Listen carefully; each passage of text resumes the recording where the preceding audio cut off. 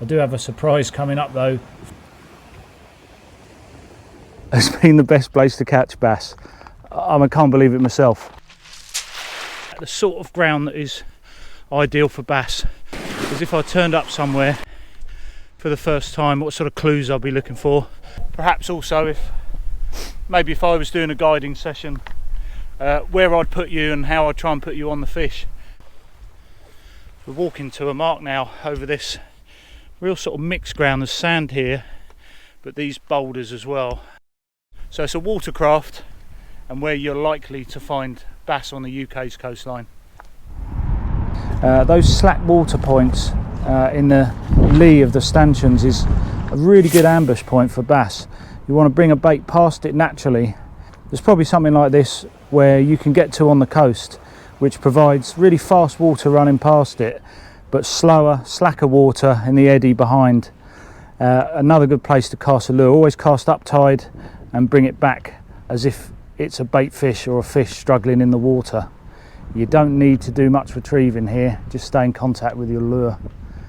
So always look out for those points. Piers, of course, are another easy option for us. Sometimes you just have to drop the lure off the top of the pier.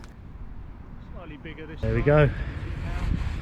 Only a little one, and this will go back, but it is a bass. Yay! See out there we've got a gap, the reef.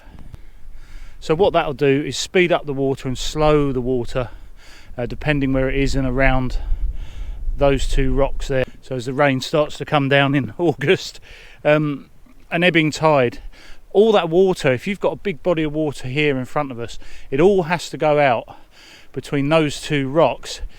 Then you know that that is a great ambush point, not just for the bass, but for us. So if we can walk across these rocks here on an ebbing tide, we know that all this water, all the shrimps, all the prawns, all the bait fish has to come out there. And if bass have hoarded in the bait fish, then we know.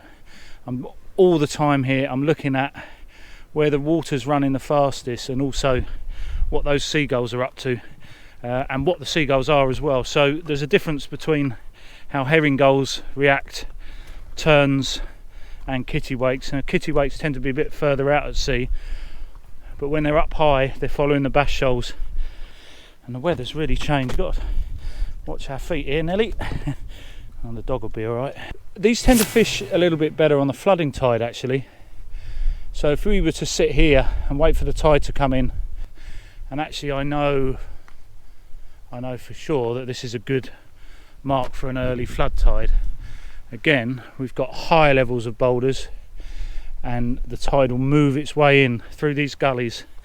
A big reef, a big ledge that runs out to sea here for over a mile. A lot of current in and around it, and particularly at the big spring tides. Bass being quite lazy by nature, you tend to find there's more bass inside, and by that I mean inshore. When there's a bigger tide, they're coming off those fast running reefs and seeking shelter almost up against the cliffs. But I'll show you later why it can sometimes be best to fish right on high tide. This is a reef that actually extends right out into the sea. First things first, the main reason I think this particular reef fishes well is that the currents in and around the reef further out at sea. Not somewhere we're fishing, but those currents get so strong that normally on the bigger tides the bass come in. So that's why this sort of venue will fish well on a bigger tide. You can see out there the disturbance of the water, and then you can see this reef system is obviously going to cut into the tide as well. There'll be lots living in and around this reef, the prawns, the shrimps, the bait fish as well, and it will fish well for smaller bass as the tide starts to come in over that reef. And eventually at high tide up against the shingle part of the reef, that's when they really push those bait fish in. So you can catch well here right at the top of the tide as well. What happens here is there's a sudden surge of water. It's a really good time for the fishing because there's a reef there and the water is now over that reef, so an extra big amount of body of water comes over. Big boulders like this one, particularly when they've got seaweed attached as well, are fantastic little spots for bass. the water will speed up as it goes through these little gaps and round the corners of the boulder. And they're just really good ambush points for the bass. So as the tide fills up, it's another great place to cast a lure. Bizarre as it sounds, thinking like you're a bass. So bait fish here, particularly if the waves are crashing round it, are going to get disorientated and they'll be easier pickings. Bass won't chase after a bait fish, you know, follow it and follow it.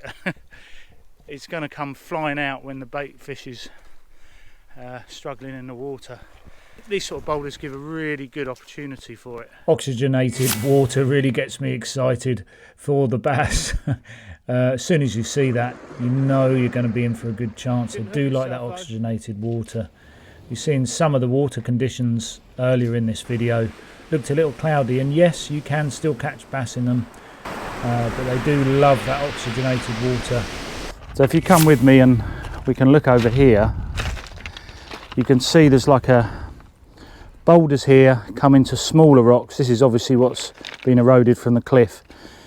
Bigger boulders, a little bit smaller, and then a really good spot if you can find ground like that. This is a shingle bank that goes up to the cliffs, but the shingle bank here, but at high tide, that reef system there hinders the bait fish slightly in that direction, and then of course the wave action here is pushing those bait fish back as well, especially where you've got a little bit of a bank up on the beach. So this can be really good at high tide, that's what I'm saying. So it might not have any features here, but this could be a golden spot for high tide. Now I'm standing in a spot where I landed 6 bass in here. So you can see the sort of thing that these bass were swimming across. It was a big tide. These were on shallow divers, all in this same spot here. In and around here, this is where the bass were hitting. And they were very close to, I'll just show you, they were close to this, and this rock here was obviously stopping them going any further. So yeah, just an example of what they were looking over. You can see little bits of weed there. Of course, it's always, oh, there you go. I was going to say it's worth checking in rock pools. Somebody was fishing for mackerel here. There you go. Are they yours? You were fishing in the right spot, but you lost your sabikis. There you go. They're mine now. Although this video is more about the lures, some people do like to aim their lugworm baits or big baits in between rocks and boulders like this. But I love it when I see this. That sort of boulder, big, small, ones here all very similar sort of size. But if you can find that at low tide, obviously it gets covered at high tide, you can tell by the weed. That's a bass spot, all right. Now, statistically speaking, there's a mark that's a real surprise to me, but looking back through what I've caught the last 2 years, this has been the best place to catch bass. I can't believe it myself. You never quite know it all. Part of me thinks the bass are after the whiting. The whiting are really plentiful, and that's my only solution really. There's no other clues, no reef that brings them in here, but I've had more bass here on the lures than on some of those rock marks, only in the last 2 years.